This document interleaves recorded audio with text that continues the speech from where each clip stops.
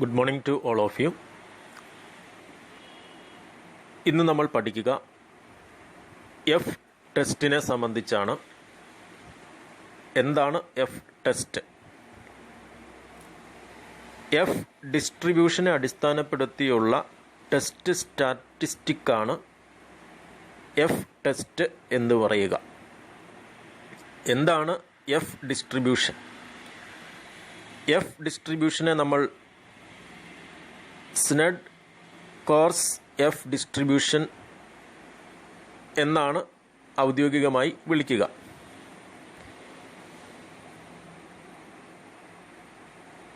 F distribution എന്ന് പറയുക രണ്ട് വേരിയൻസ് തമ്മിലുള്ള റേഷ്യോയാണ് എഫ് ഡിസ്ട്രിബ്യൂഷൻ എന്ന് പറയുക.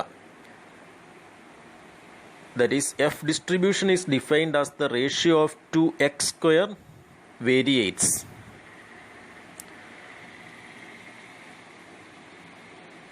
അവിടെ രണ്ട് ഡിഗ്രീസ് ഓഫ് ഫ്രീഡവും ഉണ്ടായിരിക്കും.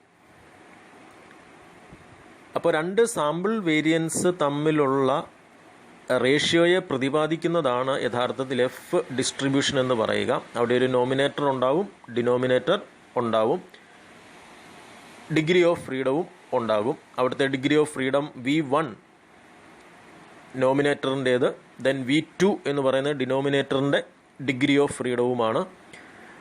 V1 എന്ന് പറയുന്നത് N1 - 1 ആണ് എന്ന് പറഞ്ഞാൽ ഫസ്റ്റ് സാമ്പിൾ സൈസിൽ നിന്നും ഒന്ന് കുറയ്ക്കുക, അപ്പോൾ അതിൻ്റെ ഡിഗ്രി ഓഫ് ഫ്രീഡം കിട്ടും. V2 എന്ന് പറയുന്നത് സെക്കൻഡ് സാമ്പിൾ സൈസിൽ നിന്നും ഒന്ന് കുറയ്ക്കുക, ദാറ്റ് ഈസ് N2 - 1. അപ്പം അങ്ങനെ ഡിഗ്രി ഓഫ് ഫ്രീഡം കിട്ടും. തുടർന്ന് എഫ് ഡിസ്ട്രിബ്യൂഷൻ എന്ന് പറയുന്നത് അത് പിക്ചറിൽ കാണുന്നത് പോലെ തന്നെ പോസിറ്റീവ്ലി സ്ക്യൂഡ് ആണ്. അപ്പോൾ ഈ രീതിയിൽ വേരിയൻസ് തമ്മിലുള്ള റേഷ്യോയെ പ്രതിപാദിക്കുന്നതും പോസിറ്റീവ്ലി സ്ക്യൂഡ് ആയിട്ടുള്ളതും V1 V2 degree of freedom follow ചെയ്യുന്നതുമായിട്ടുള്ള ഒരു ഡിസ്ട്രിബ്യൂഷനാണ് എഫ് ഡിസ്ട്രിബ്യൂഷൻ എന്ന് പറയുക. അതിൻ്റെ അടിസ്ഥാനത്തിൽ ഡെവലപ്പ് ചെയ്തിരിക്കുന്ന ടെസ്റ്റ് സ്റ്റാറ്റിസ്റ്റിക്കാണ് എഫ് ടെസ്റ്റ് എന്ന് പറയുക. Good morning to all.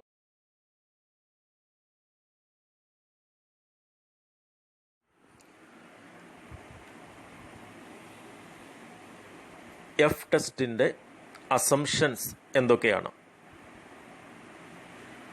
Samples റാൻഡമായിട്ട് എടുത്തിട്ടുള്ളതായിരിക്കണം. നോർമൽ പോപ്പുലേഷനിൽ നിന്നാണ് സാമ്പിൾ എടുത്തിരിക്കുന്നത്. പോപ്പുലേഷൻ സ്റ്റാൻഡേർഡ് ഡീവിയേഷൻ ഈക്വൽ ആണ്, എന്നാൽ അത് അറിയില്ല. ഈ അസംഷൻസ് ആണ് എഫ് ടെസ്റ്റിന് അടിസ്ഥാനമായിട്ടുള്ളത്. ഇനി എഫ് ടെസ്റ്റിൻ്റെ യൂസസ് എന്താണ്? First one, to test the equality of variances of two populations. പോപ്പുലേഷൻസിൻ്റെ അല്ലെങ്കിൽ പോപ്പുലേഷൻ വേരിയൻസസിൻ്റെ ഇക്വാളിറ്റി ടെസ്റ്റ് ചെയ്യുന്നതിനാണ് ഉപയോഗിക്കുക. Second one, to test the equality of means of 3 or more populations. ഇതിനെയാണ് നമ്മൾ അനാലിസിസ് ഓഫ് വേരിയൻസ് എന്ന് പറയുക. ഈ രണ്ട് ആപ്ലിക്കേഷൻസ് ആണ് എഫ് ടെസ്റ്റിന് പ്രധാനമായിട്ടും വരിക. ഇത് രണ്ടുമാണ് തുടർന്ന് നമ്മൾ പഠിക്കുക.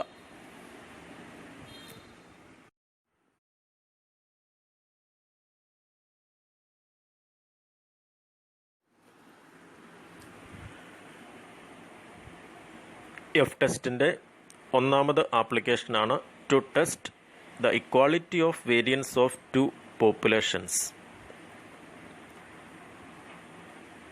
ഇവിടെ നമ്മൾ ചെയ്യുക, രണ്ട് സ്മോൾ സാമ്പിൾസിൻ്റെ വേരിയൻസ് കണ്ടെത്തിയിട്ട് ആ വേരിയൻസ് തമ്മിൽ ഉള്ള ഇക്വാളിറ്റി ടെസ്റ്റ് ചെയ്യുകയാണ് ചെയ്യുക.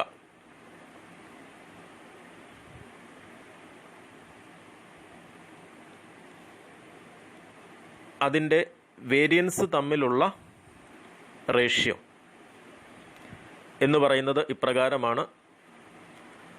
ഒന്നാമത്തെ സാമ്പിളിൻ്റെ വേരിയൻസിൻ്റെ റേഷ്യോ എന്ന് പറയുക n1 s1 square divided by n1 minus 1. n1 എന്ന് പറയുന്നത് സാമ്പിൾ സൈസാണ്. s1 സ്ക്വയർ എന്ന് പറയുന്നത് ആ ഒന്നാമത് സാമ്പിൾ ഗ്രൂപ്പിൻ്റെ വേരിയൻസ് ആണ്. s1 square n1 divided by n1 minus 1. ഇനി രണ്ടാമത് സാമ്പിൾ ഗ്രൂപ്പിൻ്റെ വേരിയൻസ് റേഷ്യോ എന്ന് പറയുക n2 s2 square divided by n2 minus 1 എന്നാണ്. n2 എന്ന് പറയുന്നത് സെക്കൻഡ് സാമ്പിൾ ഗ്രൂപ്പിൻ്റെ സൈസാണ്. s2 സ്ക്വയർ എന്ന് പറയുക രണ്ടാമത് സാമ്പിൾ ഗ്രൂപ്പിൻ്റെ വേരിയൻസ് ആണ്. അപ്പോൾ ഫസ്റ്റ് സാമ്പിൾ ഗ്രൂപ്പിൻ്റെയും സെക്കൻഡ് സാമ്പിൾ ഗ്രൂപ്പിൻ്റെയും ഈ വേരിയൻസ് തമ്മിലുള്ള റേഷ്യോയാണ് എഫ് ടെസ്റ്റ് എന്നതുകൊണ്ട് അർത്ഥമാക്കുക. ഈ റേഷ്യോയെ നമ്മൾ എഫ് റേഷ്യോ എന്നാണ് വിളിക്കുക. ഈ വേരിയൻസിൻ്റെ റേഷ്യോ തന്നെയാണ് എഫ് ഡിസ്ട്രിബ്യൂഷനിൽ പ്രതിപാദിക്കുന്നതും. അതുകൊണ്ടാണ് എഫ് ഡിസ്ട്രിബ്യൂഷനെ അടിസ്ഥാനപ്പെടുത്തിയുള്ള ടെസ്റ്റാണ് എഫ് ടെസ്റ്റ് എന്ന് വിളിക്കുക.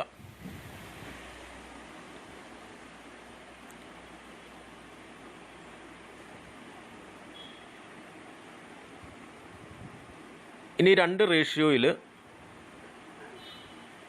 അതിലേത് സാമ്പിളിൻ്റെ വാല്യൂ ആണോ വലുത് അത് ന്യൂമറേറ്ററായിട്ടും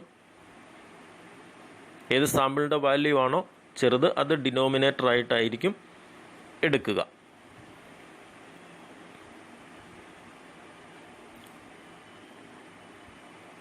തുടർന്ന് എഫ് ടേബിൾ വാല്യൂ നമ്മൾ കണ്ടെത്തുന്നു. പുതിയ ടേബിൾ വാല്യൂ ആണ്.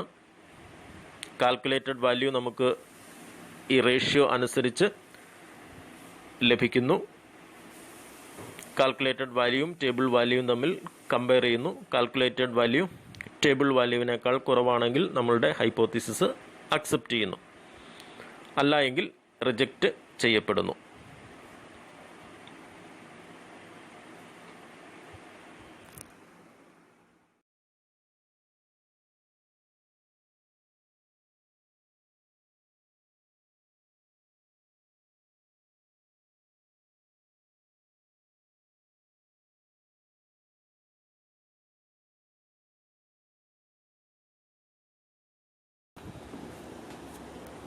ഇവിടെ നമുക്ക് ക്വസ്റ്റ്യനിൽ തന്നിരിക്കുക 10, 14 സാമ്പിൾ സൈസ് ഉള്ള രണ്ട് ഗ്രൂപ്പുകളുടെ സ്റ്റാൻഡേർഡ് ഡീവിയേഷൻ എന്ന് പറയുക 3.5, 3.0 ആണ്. അങ്ങനെയാണ് എങ്കിൽ examine whether the standard deviation of the populations are equal. അപ്പോൾ ഈ രണ്ട് പോപ്പുലേഷൻസിൻ്റെയും സ്റ്റാൻഡേർഡ് ഡീവിയേഷൻസ് തുല്യമാണോ എന്ന് ടെസ്റ്റ് ചെയ്യുക. അപ്പോൾ ഇവിടെ നമുക്ക് തന്നിരിക്കുക n1 എന്ന് പറയുന്നത് 10 ആണ്. പിന്നെ നമുക്ക് തന്നിരിക്കുക ഒന്നാമത്തെ സാമ്പിളിൻ്റെ സ്റ്റാൻഡേർഡ് ഡീവിയേഷനാണ് തന്നിരിക്കുക. അപ്പോൾ എന്ന് പറയുമ്പോൾ S1 ഒന്നാമത്തെ സാമ്പിളിൻ്റെ സ്റ്റാൻഡേർഡ് ഡീവിയേഷൻ S1 എന്ന് പറയുന്നത് നമുക്ക് തന്നിരിക്കുക 3.5 ആണ്. രണ്ടാമത്തെ സാമ്പിൾ n2 എന്ന് പറയുക 14 ആണ്. ആ രണ്ടാമത്തെ സാമ്പിളിൻ്റെ സ്റ്റാൻഡേർഡ് ഡീവിയേഷൻ എന്ന് പറയുന്നത് 3 ആണ്. അപ്പോൾ ഇവിടെ നമുക്ക് തന്നിരിക്കുക സ്റ്റാൻഡേർഡ് ഡീവിയേഷനാണ്. നമ്മൾ എഫ് ടെസ്റ്റിൻ്റെ ആദ്യത്തെ ആപ്ലിക്കേഷനിൽ വേരിയൻസ് തമ്മിലുള്ള രണ്ട് സാമ്പിൾസിൻ്റെ വേരിയൻസ് തമ്മിലുള്ള ഇക്വാളിറ്റിയാണ് ടെസ്റ്റ് ചെയ്യുക. അപ്പോൾ ഇവിടെ നമ്മളെ സംബന്ധിച്ച് വേരിയൻസ് അറിയേണ്ടതുണ്ട്. വേരിയൻസ് എന്ന് പറയുമ്പോൾ നമുക്കറിയാം സ്റ്റാൻഡേർഡ് ഡീവിയേഷൻ തന്നിട്ടുണ്ടെങ്കിൽ അതിൻ്റെ സ്ക്വയർ ആണ് എന്തെന്ന് പറയുക, വേരിയൻസ് എന്ന് പറയുക. അപ്പോൾ ഇവിടെ അത് S1 3.5 എന്നുള്ളതിൽ S1 സ്ക്വയർ ആണ് അതിൻ്റെ വേരിയൻസ്. സെക്കൻഡ് സാമ്പിളിൻ്റെ സ്റ്റാൻഡേർഡ് ഡീവിയേഷനിൽ അതിൻ്റെ വേരിയൻസ് എന്ന് പറയുക S2 സ്ക്വയറുമാണ്. ഇനി നമ്മളുടെ ഇക്വേഷൻ എഫ് റേഷ്യോ എന്ന് പറയുക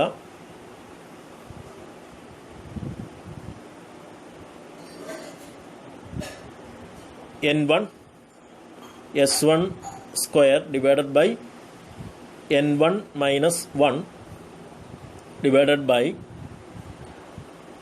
N2 S2 square divided by N2 minus 1 എന്നുള്ളതാണ്. ഇതാണ് നമ്മളുടെ ഇക്വേഷൻ. ഇനി അതിനു മുമ്പ് തന്നെ നമ്മൾ എന്ത് ചെയ്യണം? നമ്മളുടെ നൾ ഹൈപ്പോത്തീസിസ് സെറ്റ് ചെയ്യണം. നൾ ഹൈപ്പോത്തീസിസ് എന്തായിരിക്കാം? Variance of the two populations are equal. അല്ലെങ്കിൽ there is no significant difference between variances of the two samples. അപ്പോൾ ആ രീതിയിൽ നമുക്കതിൻ്റെ ഹൈപ്പോത്തീസിസ് എഴുതുമ്പോൾ H0 is to sigma 1 square variance, that is variance ഒന്നാമത്തെ സാമ്പിളിൻ്റെ variance is equal to sigma 2 square. രണ്ടാമത്തെ സാമ്പിളിൻ്റെ പോപ്പുലേഷൻ വേരിയൻസും തുല്യമാണ് എന്നുള്ള അർത്ഥത്തിലാണ് നൾ ഹൈപ്പോത്തീസിസ് എഴുതുക. തുടർന്ന് നമ്മളുടെ ഇക്വേഷനിൽ കാര്യങ്ങൾ അപ്ലൈ ചെയ്യുക. N1 എന്ന് പറയുന്നത് 10 ആണ്, S1 എന്ന് പറയുന്നത് 3 പോയിന്റ് സ്റ്റാൻഡേർഡ് ഡിവിയേഷൻ, അതിൻ്റെ സ്ക്വയർ ആണ് variance, divided by N1 10 minus 1.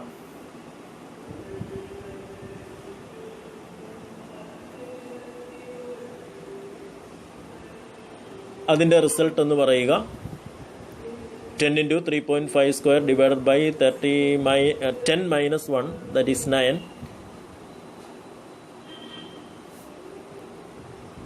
അപ്പോൾ അതിൻ്റെ ഫൈനൽ റിസൾട്ട് നമുക്ക് കിട്ടുക 13.6 ആണ്. ഇനി അതിൻ്റെ ഡിനോമിനേറ്ററിൻ്റെ നെക്സ്റ്റ് അതിൻ്റെ ഇക്വേഷനിലെ N2 S2 square divide by N2 minus 1 ആണ്. അപ്പോൾ നമ്മളുടെ N2 എന്ന് പറയുക 14 ആണ്. 14 into S2 എന്ന് പറയുക 3 ആണ്. അപ്പോൾ 3 സ്ക്വയർ ഡിവൈഡഡ് ബൈ N2 എന്ന് പറയുക 14 ആണ്. 14 മൈനസ് 1. അപ്പോൾ അത് സോൾവ് ചെയ്യുമ്പോൾ നമുക്ക് കിട്ടുക 14 into 3 സ്ക്വയർ ഡിവൈഡഡ് ബൈ 13 എന്ന് പറയുമ്പോൾ അതിൻ്റെ ഫൈനൽ റിസൾട്ട് നമുക്ക് കിട്ടുക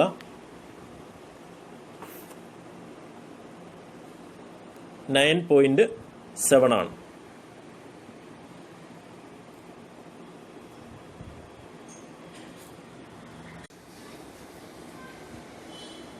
ഇനി എഫ് റേഷ്യോയുടെ ഇക്വേഷൻ അനുസരിച്ച് N1 S1 square divide by N1 minus 1ന്റെ റിസൾട്ട് നമുക്ക് കിട്ടിയിരിക്കുക 13.6 ആണ്. Divided by N2 S2 square divided by N2 minus 1 എന്ന് പറയുക 9.7 ആണ്. അപ്പോൾ അതിൻ്റെ 1.4 എന്നുള്ളതാണ് അതിൻ്റെ കാൽക്കുലേറ്റഡ് വാല്യൂ എന്ന് പറയുക, കാൽക്കുലേറ്റഡ് വാല്യൂ. ഇനി ഇവിടെയും നമ്മളെ സംബന്ധിച്ച് നമ്മളുടെ ടേബിൾ വാല്യൂ കാൽക്കുലേറ്റ് ചെയ്യേണ്ടതുണ്ട്. ഇത് എഫ് ടെസ്റ്റ് ആണ്. അപ്പോൾ നമ്മളുടെ ടേബിൾ വാല്യൂ കാൽക്കുലേറ്റ് ചെയ്യുക. ലെവൽ ഓഫ് സിഗ്നിഫിക്കൻസ് നമുക്ക് പ്രത്യേകിച്ച് ലെവൽ ഓഫ് സിഗ്നിഫിക്കൻസ് എന്നുള്ളത് ഇവിടെ നമുക്ക് വരില്ല. പകരം ഇവിടെ നമ്മളുടെ ഡിഗ്രി ഓഫ് ഫ്രീഡം എന്ന് പറയുക. ഡിഗ്രി ഓഫ് ഫ്രീഡം എന്ന് പറയുക എന്താണ്? V1 V2 എന്ന അർത്ഥത്തിലാണ്. V1 എന്ന് പറയുന്നത് N1 മൈനസ് 1 എന്ന് പറഞ്ഞാൽ അത് നമുക്കിവിടെ ഇപ്പോൾ നമ്മൾ കണ്ടു കഴിഞ്ഞു. ഒന്നാമത്തെ സാമ്പിൾ ഗ്രൂപ്പിൻ്റെ സൈസ് 10 ആണ്. അതിൽ നിന്നും 1 കുറയ്ക്കുമ്പോൾ നമുക്ക് എത്ര കിട്ടും? 9 കിട്ടും. ഇനി V2 എന്ന് പറയുന്നത് degree of freedom N2 minus 1 ആണ്. അതായത് N2 എന്ന് പറയുന്നത് 14 ആണ്. 14ൽ നിന്നും 1 കുറയ്ക്കുമ്പോൾ നമുക്ക് 13 കിട്ടും. അപ്പോൾ നമ്മളുടെ ഇവിടുത്തെ ഡിഗ്രി ഓഫ് ഫ്രീഡം എന്ന് പറയുന്നത് 9.3 ആണ്. 9.3.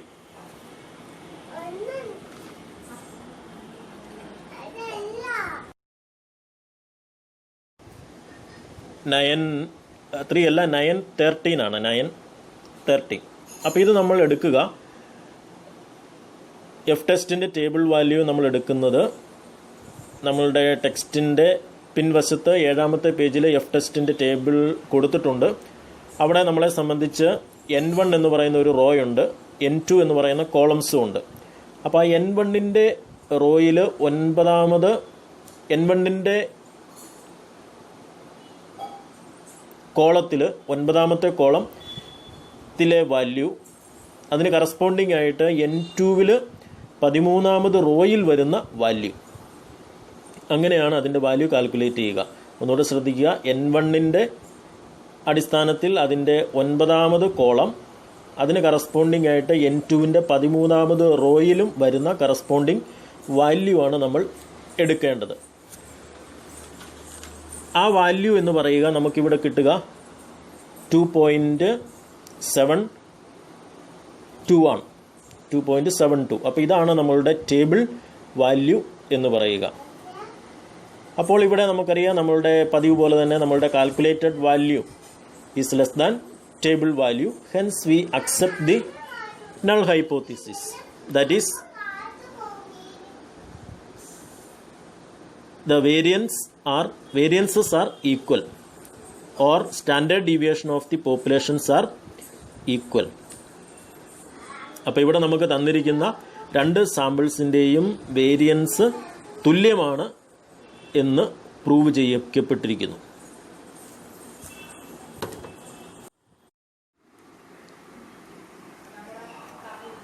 ഇവിടെ ക്വസ്റ്റ്യനിൽ രണ്ട് സാമ്പിൾ ഗ്രൂപ്പുകൾ തന്നിട്ടുണ്ട്.